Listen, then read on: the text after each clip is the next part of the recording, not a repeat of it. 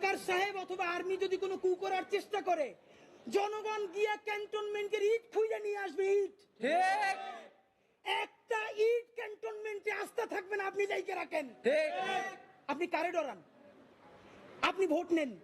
Minimum 100 রিক্সাওয়ালার সাথে কথা বলেছি গতকাল পর্যন্ত, প্রত্যেকে বলে এই উপদেষ্টাদেরকে তারা বিশ্বাস করে না, কিন্তু ইনুস বেড়া ভালো।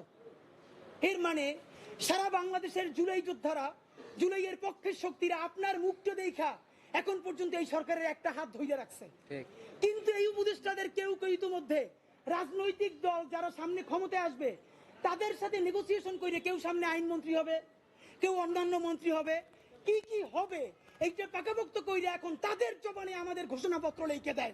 বিএনপি আপনারা তো আসলে কিভাবে জেনজি আপনাদের সাথে একাত্মতা হবে? দেখলাম দুদু উনি তো ফ্যাসিবাদ বিরোধী আন্দোলনের নেতা, তিনি বললেন বিএনপির যত কর্মী আছে প্রস্রাব কইরা দিলে নাকি সব ভাইসে যাবে এই অন্য অন্য। আপনাকে বিনীত অনুরোধ করি, গত 16 বছর আপনার প্রস্রাব করতে নিষেধ করছে কেডা? মানে গত 16 বছর আপনি প্রস্রাব করেন নাই কেন? আল্লাহর রাস্তায় বলেন।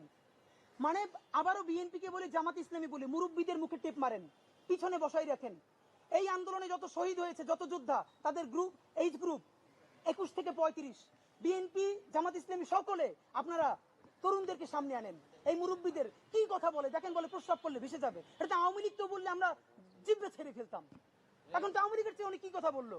তা আপনার একটা কথা বলি, এত প্রস্রাব যখন পেটে নিয়ে 16 বছর রয়েছেন, 28 অক্টোবর 2023 পল্টনের সামনে গ্রেনেড মারতে পারে নাই, তার আগে বুড়া নেতৃবৃন্দ মুহুর্মুহু কইরে পালাইলেন।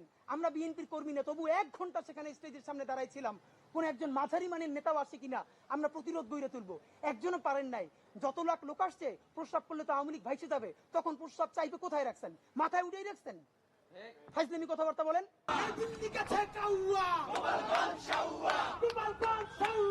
আপনাদেরকে খুবই স্পষ্ট করে বলতে চাই, মাননীয় আর্মির চিফ, পুলিশের আইজিপি এবং ইন্টারিম বাহাদুর, যত্ন নিয়ে শোনেন।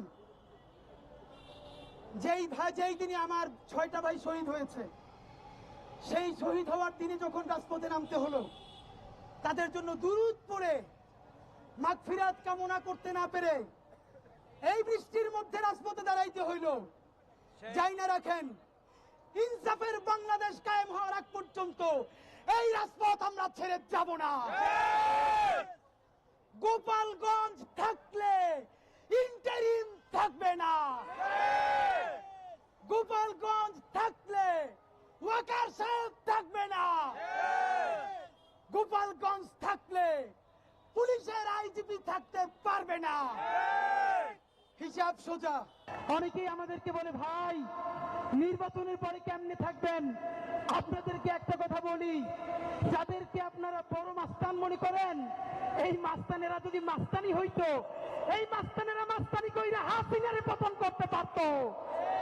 এরা মাস্তান না, এরা সিটকিচো, এরা চাঁদাবাজ, এরা ছোট ডাকাত, এরা মাফিয়া, এরা ব্যাংক লুটেরা। বড় অর্থে সার্বভৌমত্ব টিকিয়ে রাখার মাস্তানি করার কোন সাহস এবং শক্তি তাদের নাই।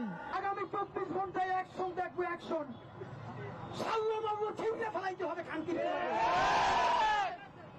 বাংলাদেশের অস্তিত্ব থাকবে না যদি গোপালগঞ্জ বাইতে থাকে।